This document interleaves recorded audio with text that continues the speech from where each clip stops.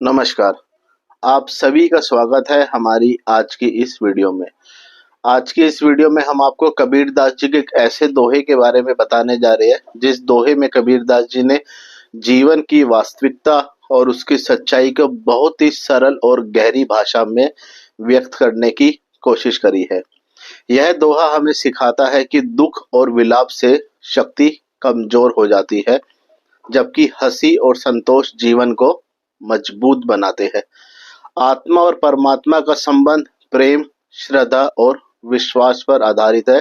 साथ ही साथ इस दोहे में कबीरदास जी हमें जीवन में संतुलन, धैर्य और सकारात्मकता बनाए रखने का, जीवन में हर संकट को उबार सकता है ऐसी जानकारी बल्कि एक संदेश देने की कोशिश कर रहे हैं। तो चलिए सबसे पहले हम आपको वो दोहा बताना चाहेंगे जिस दोहे पर हम आज आपको इस वीडियो में चर्चा कर रहे हैं। उसके बाद इस दोहे के पीछे की शिक्षाओं पर विस्तार से विश्लेषण करने की कोशिश करेंगे। साथ ही साथ इस दोहे का अर्थ, जीवन में इसका अनुप्रयोग और इसकी सोच जो है गहरी सोच को समझने का प्रयास करेंगे। तो दोहा कुछ इस प्रकार है। जो रो तो बल घटे, हंसो तो राम रिसाए, मन ही माहे बिरुसणा, जो धुल काठी खाए। जी हाँ, कबीरदास जी यहाँ कहना चाहते हैं कि मेरे सामने ऐसी विकट स्थिति है कि यदि मैं सांसारिक दुखों के लिए रोता हूँ तो मेरा आत्मबल घट जाता है, और यदि मैं बल्कि संसार की मोह माया हंसता हूँ तो मेरे आराध्य राम मुझसे रुष्ट हो जाते हैं, क्योंकि यह मार्ग भक्ति का नहीं है। ऐसी दुविधा में मैं मन ही मन उसी प्रकार घुट रहा हूँ, अर्थात चिंता कर रहा हूँ, जैसे लकड़ी के भीतर ही भीतर घुन यानी दीमक खाकर खोखला कर देती है।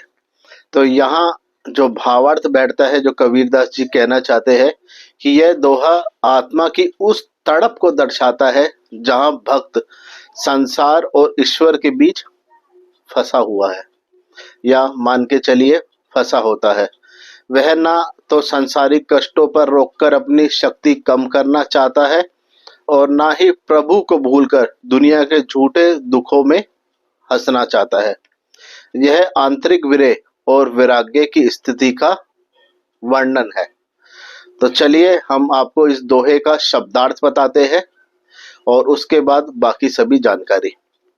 रोऊ, रोऊ का अर्थ है रोना, दुख या विपत्ति के समय आंसू बहाना या विलाप करना। बल घटे, बल्कि शक्ति कम हो जाती है या शक्ति कम हो जाना। हंसो, हंसो मैंने हंसना, प्रसन्नता या उल्लास के साथ हंसना। राम रिसाए, बल्कि भगवान राम नाराज हो जाते हैं। मन ही माही, बल्कि मन के अंदर ही। बिरुसृणा, बल्कि विलाप, करुणा की भावना।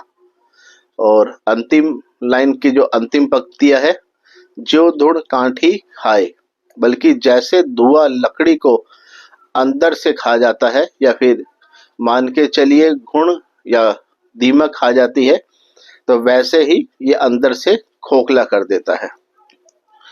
तो चलिए अब हम आपको इस दोहे का अर्थ और उसका विस्तार से विश्लेषण करके बताते हैं। संत कबीर जी का यह दोहा आत्मा और परमात्मा के संबंध में एक गहरी शिक्षा देता है। इसमें कहा गया है, यदि आत्मा अपने प्रिय बल्कि परमात्मा के वियोग में रोती है तो उसकी शक्ति कमजोर हो जाती है। यह दर्शाता है कि जब हम जीवन में दुख, विलाप और शोक करते हैं तो हमारी आंतरिक शक्ति क्षीण हो जाती है। यह बात जीवन में हमारी कमजोरियों, निराशाओं और दुखों को दर्शाती है। रोने धोने से हमारा धर्म और शरीर दोनों ही अंदर से खोखला हो जाता है, जैसे लकड़ी के अंदर धुआं खा जाता है, या दूसरा एग्जाम्पल या दूसरा उदाहरण, जैसे दीमक लकड़ी को अंदर ही अंदर खा जाती है। यदि हम हंसते हैं और प्रसन्न रहते हैं तो भगवान राम या प्रभु क्रोधित हो जाते हैं। यह कथन ब्रह्म ज्ञान का प्रतीक है। या हंसने का तात्पर्य जीवन की सच्चाई को समझकर उसमें आनंद और संतुष्टि से जीने से है। यह भी संकेत करता है कि ईश्वर को प्रसन्नता तब मिलती है जब हम जीवन में धैर्य, संतोष और हर्ष का अनुभव करते हैं। मन ही मन विरूषणा यानी मन के अंदर ही दुख का अनुभव करना, अंदर से शरीर को खोखला कर देना। यह हमें यह सिखाता है कि हमारे दुख दर्द का अनुभव मन के भीतर ही होता है। यदि हम उसे नियंत्रित नहीं करते तो हमारा मन ही हमें अंदर से खोखला कर देता है। अब हम आपको इस दोहे का गहरा अर्थ और उसके पीछे की शिक्षाओं के बारे में बताना चाहेंगे। आत्मिक स्थिति का महत्व। संत कबीर जी का यह दोहा जीवन में मन की स्थिति का महत्व समझाता है। मन यदि शांत, संतुष्ट और प्रसन्न है तो जीवन में ऊर्जा और शक्ति बनी रहती है। इसके विपरीत यदि मन दुख और विलाप में डूबा रहता है तो वह शरीर और आत्मा दोनों को कमजोर कर देता है। यह बात हमें यह भी सिखाती है कि जीवन में जो भी परिस्थिति आए, हमें उसका सामना धैर्य और संतोष के साथ करना चाहिए। दुख और विलाप हमारे अंदर की शक्ति को कम कर देते हैं, जबकि हंसी और संतोष हमें मजबूत बनाते हैं। भगवान के प्रति श्रद्धा और भक्ति का महत्व। यह दोहा भगवान राम या किसी भी ईश्वर के प्रति श्रद्धा का संदेश देता है। यहाँ कहा गया है कि यदि हम अपने कष्टों में ईश्वर का स्मरण, भक्ति और विश्वास बनाए रखते हैं तो ईश्वर भी हमारा साथ देते हैं। परंतु यदि हम अपने दुख में डूबे रहते हैं और हंसने खिलखिलाने से परहेज करते हैं तो ईश्वर को नाराज कर देते हैं। यह शिक्षित करता है कि ईश्वर की भक्ति और विश्वास जीवन में संतुलन और सकारात्मक लाते हैं और हमें अपने जीवन में सुख दुख दोनों को स्वीकार करना चाहिए। आत्मिक शांति और संतुलन का रास्ता। संत कबीर जी का यह दोहा हमें जीवन में संतुलन बनाए रखने का सीख देता है। दुख और सुख दोनों जीवन का हिस्सा है। यदि हम अपने दुख में डूबे रहते हैं तो यह हमें अंदर से खोखला कर देगा। अंततः जीवन में संतोष, हर्ष और धैर्य बनाए रखना बहुत आवश्यक है। मन का नियंत्रण और आत्मा की शक्ति। मन का नियंत्रण और उसकी शक्ति का सही उपयोग ही जीवन में सफलता, सुख और शांति लाता है। यदि मन दुख और विलाप में डूबा रहता है तो यह शरीर और आत्मा दोनों को कमजोर कर देता है। यदि मन प्रसन्न और संतुष्ट रहता है तो यह शरीर को भी स्वस्थ और आत्मा को और ऊर्जावान बनाता है। तो अब हम आपको इस दोहे का जीवन में जो अनुप्रयोग है उसके बारे में कुछ चर्चा करना चाहेंगे। दुख की स्थिति में धैर्य और संतोष। जीवन में जब भी विपत्ति आए तो हमें विलाप और शोक के बजाय धैर्य और संतोष का सहारा लेना चाहिए। यह हमें मानसिक शक्ति प्रदान करता है और संकटों का सामना करने में मदद करता है। सकारात्मक सोच और हंसी का महत्व।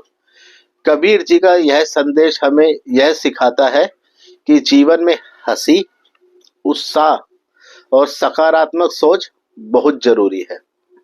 यह न केवल हमारे मन को मजबूत बनाता है बल्कि ईश्वर की दृष्टि में हमें प्रिय भी बनाता है। आत्मिक उन्नति और ईश्वर के प्रति श्रद्धा। आत्मिक उन्नति का मार्ग ईश्वर में श्रद्धा, भक्ति और विश्वास से ही संभव है। जीवन में सुख दुख दोनों का सामना करते हुए भी ईश्वर में विश्वास बनाए रखना बहुत आवश्यक है। आत्मा की शुद्धि और आत्मा की शक्ति का जागरण।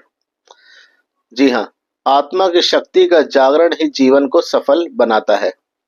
यह हमें सिखाता है कि दुख दर्द से घबराना नहीं चाहिए बल्कि उसे समझकर अपने जीवन में सकारात्मक बदलाव लाने चाहिए। तो अब हम आपको इस दोहे के पीछे की गहरी सोच और उसकी सच्चाई के बारे में कुछ जानकारी देना चाहेंगे। आत्मा और परमात्मा का संबंध। यह दोहा हमें यह भी सोचने पर मजबूर करता है कि आत्मा का संबंध परमात्मा से है। यदि हम अपने अंदर की शांति और विश्वास बनाए रखें तो हम ईश्वर के समीप पहुंच सकते हैं। विरोध और विलाप से ईश्वर नाराज होते हैं, इसलिए जीवन में संतुलन और धैर्य बहुत जरूरी है। शरीर और मन का संबंध। यह दोहा शरीर और मन में संबंध को दर्शाता है। मन यदि दुख में डूबा रहता है तो शरीर के अंदर से खोखला कर देता है, बल्कि वो शरीर को अंदर से खोखला हो जाता है। इसलिए मन का नियंत्रण और सकारात्मकता ही जीवन को सफल बनाती है। सकारात्मकता और आत्मबल का विकास। यह शिक्षाएं हमें यह भी सिखाती है कि जीवन में कठिनाइयों का सामना करने के लिए आत्मबल का विकास बहुत जरूरी है। सकारात्मक सोच, हंसी खुशी और ईश्वर में श्रद्धा, यह सब आत्मबल को मजबूत करती है। जीवन का संदेश। यह दोहा जीवन का एक ऐसा संदेश है जो जीवन के हर पल के लिए प्रेरणा देता है। सुख और दुख दोनों जीवन का हिस्सा है। हमें दोनों का सामना धैर्य और संतोष से करना चाहिए। आत्मा की शक्ति और ईश्वर के प्रति श्रद्धा से ही हम जीवन में सफल हो सकते हैं। तो इसी के साथ हमारी आज की वीडियो यही समाप्त होती है। आपको ये वीडियो कैसी लगी कमेंट सेक्शन में लिखकर जरूर बताइएगा, और यदि आप हमारे चैनल पे नए हैं और आपको ये वीडियो पसंद आई है तो आप हमारे चैनल को सपोर्ट कीजिए, सब्सक्राइब कीजिए, अपने दोस्तों फैमिली मित्रों के साथ इसको शेयर करिए और बेल आइकन को जरूर ऑन करिएगा, जिससे आपको समय समय पर नोटिफिकेशन मिलता रहे। और वीडियो समाप्त करने से पहले हम आप सभी से माफ़ी चाहेंगे यदि हमसे बोलने में कहीं भी शब्दों में गलती हुई हो तो हमें क्षमा कीजिएगा। धन्यवाद।